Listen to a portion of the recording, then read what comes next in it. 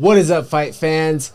It's Jordan Kurtz with Comments from the Peanut Gallery, and we are here with a very special guest here today, here in the studio. We have our man, Yolo, Llorrvic Acevedo. How you doing today, my man? Pretty good, pretty good. Thank you for asking. How about you? It's a wonderful day outside of us expecting a crazy storm on top of it being 90 degrees the last couple of days, but I guess that's weather in Colorado, right, Yolo? Exactly. Very bipolar. Absolutely, absolutely. So, real quick, Yolo, just to let the people know, we've got some business on tap here for you. What are the details, and what do you have going on? Well, I got a fight in the LFA here in Denver and DU at the event center. I'm gonna be fighting right there at the flyweight. Yep. So that is June 3rd, Magness Arena, LFA 133. Make sure that you guys are either tuning in on UFC Fight Pass, you're coming out and checking that out in person at the Magness Arena. Tickets are available right now. I do believe you guys have the option to select for promo code. Mm-hmm. Yep. What's your, or how do they search for you? It's gonna be L Acevedo. Perfect. And so, Yolo, this is going to be the first time that you've been back in action for about 7 months, give or take, roughly around that point. The last time was up in Vail. What has been the process since the last time that we've saw you? Just nothing, man. Just mistakes, just things that happen in our business. You know, gotta recover, gotta go back to the drawing board and be able to defend or do changes that are necessary for my game. So what I did for this one is, I'm just going to put my heart into it, give it all I got. I know I'm a beast when I get out there, so I'm definitely ready to put out a show for you guys.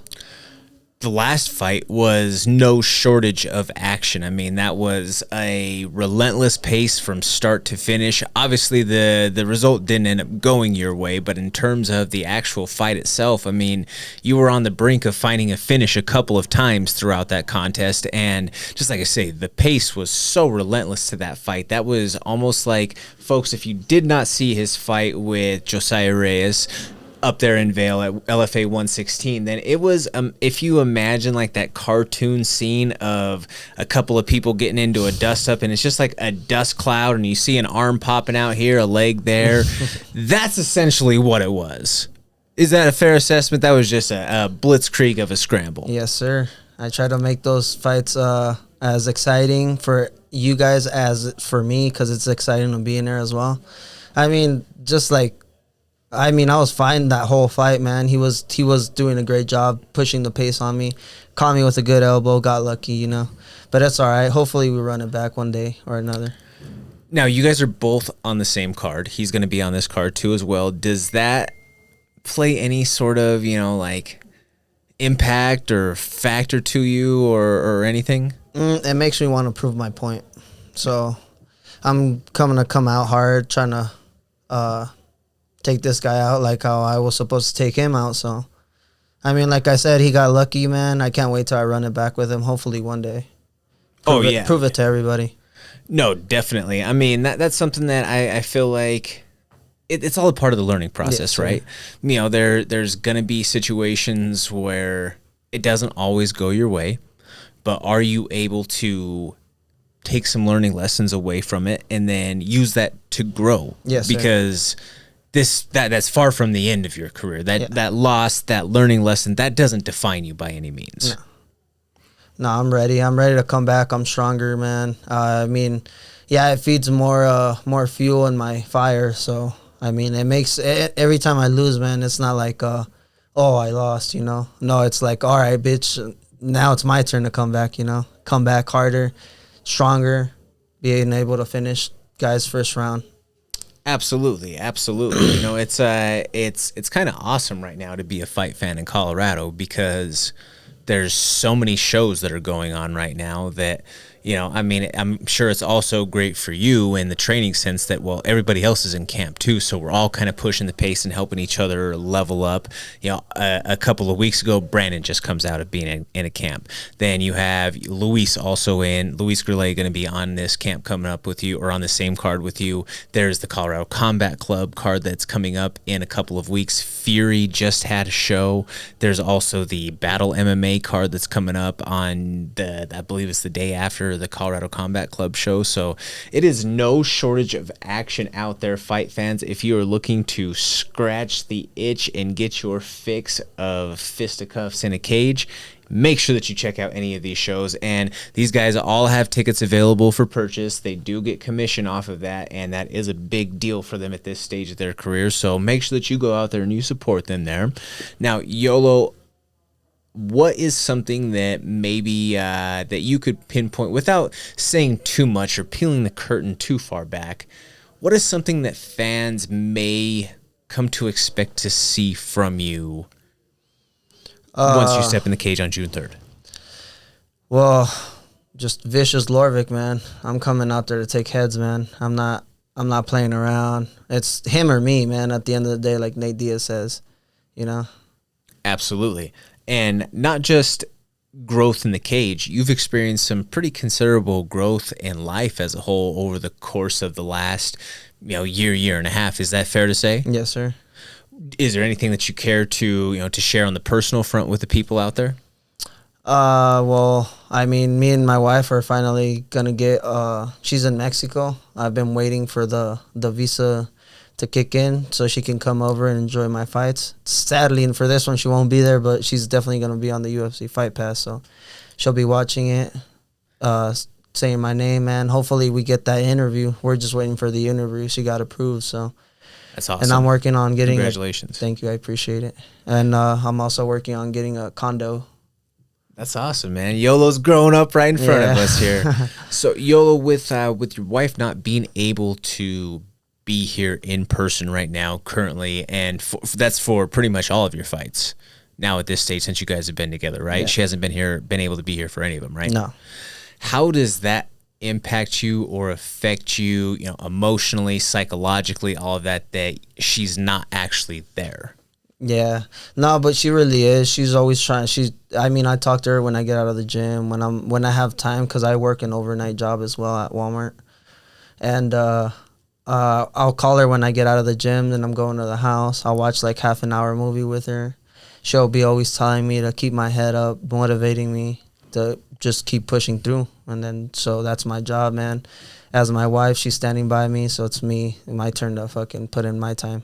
Absolutely. I mean, that's a great thing about technology, though, right? Like, yes, there is the distance, but some of the different things that we're able to do with technology now just kind of bridges the gap, if you will. Being able to FaceTime or Zoom or have that sort of direct level of communication as opposed to always just over the phone or just voice, just text. Yep. Seeing someone's face, I feel like that's a big deal. Yeah. Definitely is, man. And like as you said, it answers your question there, man. I mean, she's right by me, man. I always have her here. As long as I have her here, it's all that matters, So. Yolo getting romantic and poetic over here, for all of you out there wanting to have that novella type of story, that telenovela. There you have it, right there, right? Yep. Now, aside from all of that there, Yolo, is there been anything in terms of your programming and your training that you've done different coming into this fight in this camp? Oh, man, I'm just trying to get ready, man. Ready to crank up the pace as soon as I get in there, man. Like I said, put on a show for you guys, and I'm ready for anything, man. Ground, stand up, anything. Now, pushing the pace, what does that look for you? How are you able to build this relentless gas tank and this almost ADHD type of fighter frenzy that you're able to show once you're in there? I mean, your volume is always high, your pace is ridiculous. How, I'm sure a lot of fighters out there want to know, how can I do that? I mean, it takes a lot of practice, man. You just gotta, like Brandon does all these moves Rival. constantly. Yeah, he's kind of like the guy I'm always watching out to see what he does, to learn off of him, because he creates that pace. And sometimes he'll give me pointers on working on moves, not staying in position, always moving. Little movements help. So it's good. It's good to have like people like Brandon around, man. Oh, certainly. I mean, if you have one of the top guys in the world with a single digit next to his name, I'm sure that plays an advantage in any sort of camp situation. Yeah, I mean, it's exciting, man. I love to see his fights, man. They motivate me, so it's pretty cool to be able to like share the same room as him. So definitely. Now, Yolo, this is a question that I'm going to steal from my co-host of the MMA Plug, which you all can watch on Wednesday nights live from 6 to 7 here in the Denver metro area on 98.1 FM or on milehighsports.com, as well as denversportsbetting.com/radio. But he always likes to ask this question, that each fight for him tells a story in his life, whether it is the shows that he's watched and the music that he's listening to, just sort of the theme through those few weeks of going through that camp. Is there some sort of sentiment like that you can resonate with? As in, like, choosing a song, or are there specific songs that like you can look back to through each fight of your career? You can look back to say, this particular fight, this is what I was big into right here. Like these were the songs that I was listening to. Like this was where my mind was music. at. I like my Mexican music, man. I like to dance, so it motivates me, gets me ready to be able to move fast. Be able to like create grabs or find situations and fight myself out of them. And so it helps me a lot. It's fast Mexican music and Spanish. It's just fast, man. I don't know how to describe it. If you've seen me dancing, it's like constant movements. So. Imagine that, at a high pace. Now, this is the first time that you fought since Don Chente's died, right? Mm-hmm. Are you going to have any music tribute? Are you walking out to one of his songs, or what's the thought? I'm going to walk out to one of his songs. I currently don't know it off the top of my head, but in small terms, it means like in Mexico we have cockfighting, which is big over there. So he's talking about that he never backs down because he's faithful to his cock. So so it talks about how he's never gonna surrender. He's gonna push through it and find that finish. Absolutely. Find that finish and get that win. I mean, I feel like anytime that you start hearing his voice start ringing through, especially here in Colorado crowds, it always hits home with the people. I think that's always something. And I mean, if I were to make a list of some of the top fight walkout songs of all time, I think El Rey has to be one of the best fight songs ever. Like that's just me. You can point around to a lot of different songs from different cultures all around the world, but just that one, the way where when you start hearing, the strings first playing those first little bit, it's like, oh man, like, oh yeah, here we go. Yeah. Like it gets the you goosebumps starts going. Like, yep, absolutely. Hands, sweats, ready to go. Yep, definitely. So I mean, and that's a big part. Your culture is a big part of what you carry out there into the cage. You usually always have your flag, your cowboy hat, everything. Yes, sir. Yeah, because we come from in Mexico where you just basically shower yourself with buckets, man. It's basically old school down there. You basically have to help. It's a small little town, man, in Mexico, Huachinancla, Puebla, and they're very tough mentally, physically. Them guys know how to work, man. My dad, I learned a lot from, like, everything I know is from my dad, and he comes from there. So, I mean, that's the best thing I could tell you, man. Oh, definitely. And that worker strength, trust me, folks, when he says that that's something that he has, it is real. Don't let the tall, long, and lanky frame fool you. This man has the strength of a guy much larger than himself, just working with his hands every single day. Fun fact of it also, the very first time that I ever rolled with Yolo was in a tournament situation, and I found out real quick that he's a lot stronger than he looks. And yeah, that was that's something that I just always, then I started thinking about it, and I mean, there is something to be said about that. You guys who do work with your hands all the time, and you're constantly, you have to maintain a certain level of output for your actual day job and your work and your production. When you're out working, doing landscaping, any of those sorts of things, like, if you're not keeping a pace, you're not getting the job done. You're not getting to the next bid. You're not getting paid, getting to the next opportunity. So that's also that worker strength, that blue collar strength. Yes, sir. That's I mean, I own a business with my dad, which is landscaping. So yeah, sometimes when a job's close, I go out and help them after a hard day of practice. Man, definitely feels hard on one, but it definitely pays off at the end. I've been doing it since I was 10 years old with my dad. So.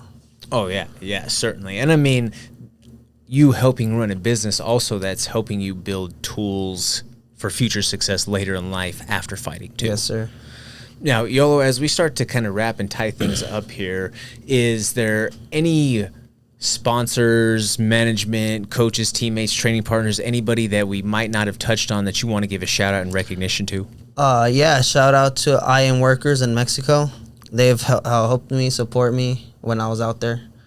So HMAK, what is it? USHMK. Thank you for the shin guards, man. Iridium Sports, and you, the Peanut Gallery, always helping me out, man, when I need it. So I appreciate all of you guys. I appreciate you, brother. Folks, once again, please make sure that you go and you check out Llorrvic on that card on June 3rd. That is either going to be live in person at the Magness Arena on the DU campus, or you can watch live on UFC Fight Pass. It is going to be a can't-miss show. The LFA is always constantly leveling up the game as far as pushing the next wave of talent onto the big shows and getting you nothing but the best in terms of action out there, fans. I'm Jordan Kurtz. You could follow me along at Comments from the Peanut Gallery. Llorrvic, where can people follow you? Facebook, Llorrvic Acevedo, or Instagram. I have it tied both ways, so I mean, it works both ways. So, and don't forget Acevedo's Landscaping. If you need your landscaping done, let me know. Absolutely. Make sure that you give my man a shout if you have any sort of needs. I know that there's going to be a lot of projects and those honeydews coming up for all of you out there because of the summer season coming. So if you need a helping hand, make sure that you reach out to these guys right here. If you're watching online, please make sure that you smash that subscribe button. Every single like, share, follow, all helps for us being able to continue to put out this original MMA content there for you. You can watch me each and every week on Mile High Sports Network. That is the MMA plug presented by the Talk of Colorado alongside the UFC middleweight Josh Fremd. This is the Comments from the Peanut Gallery podcast. I'm your host, Jordan Kurtz, and we will see you next time. Thank you so much for watching. Please hit that like, share, and subscribe button. That helps us continue to produce this original MMA content and bring it for you every single week. Tune in to the MMA plug presented by DenverSportsBetting.com on 98.1 FM, Mile High Sports Radio on Wednesday nights from 6 to 7 p.m. or live stream at DenverSportsBetting.com/radio.